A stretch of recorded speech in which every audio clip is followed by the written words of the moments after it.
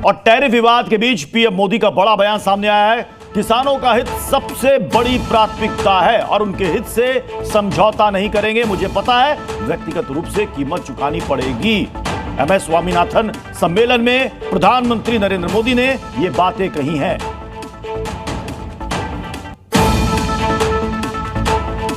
किसानों के, पशुपालकों के और मछुआरे भाई बहनों के हितों के साथ कभी भी समझौता नहीं करेगा।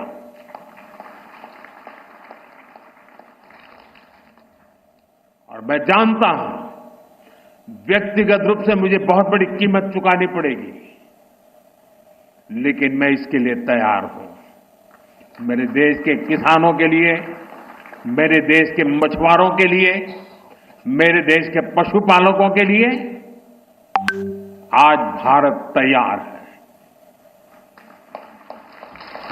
समझौता नहीं करेगा।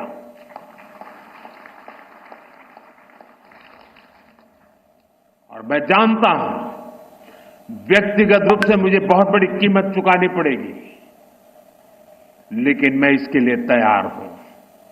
मेरे देश के किसानों के लिए, मेरे देश के मछुआरों के लिए, मेरे देश के पशुपालकों के लिए आज भारत तैयार है। रूस से तेल खरीदने पर चिढ़े ट्रंप ने लगाया 25% एक्स्ट्रा टैरिफ। 27 अगस्त से लागू होगा नया टैरिफ। भारत ने दी कड़ी प्रतिक्रिया। टैरिफ नीति को बताया अमेरिका का दुर्भाग्यपूर्ण फैसला। अमेरिका ने भारत पर लगाया 50% टैरिफ तो कांग्रेस से पीएम मोदी को घेरा। राहुल गांधी ने कहा यह तो आर्थिक रूप से ब्लैकमेलिंग है। शशि थरूर ने कहा यह देश के लिए अच्छी खबर नहीं है। चीन के दौरे पर जाएंगे प्रधानमंत्री नरेंद्र मोदी। एससीओ समिट में लेंगे हिस्सा। गलवान घाटी संघर्ष के बाद पहला दौरा। 30 अगस्त को जापान के बाद 31 अगस्त से 1 सितंबर तक चीन में रहेंगे पीएम मोदी। दिल्ली में प्रधानमंत्री नरेंद्र मोदी ने किया कर्तव्य भवन का उद्घाटन। पीएम ने कहा कर्तव्य सिर्फ इमारत का नहीं, बल्कि ये कर्तव्य देशवासियों के सपनों को साकार करने की तपोभूमि है। उत्तरकाशी में युद्ध स्तर पर जारी है रेस्क्यू ऑपरेशन। राहत बचाव कार्य में खराब मौसम बन रहा है चुनौती। सीएम धामी ने ग्राउंड जीरो पर संभाला मोर्चा। अब तक 400 से ज्यादा लोगों को किया गया रेस्क्यू।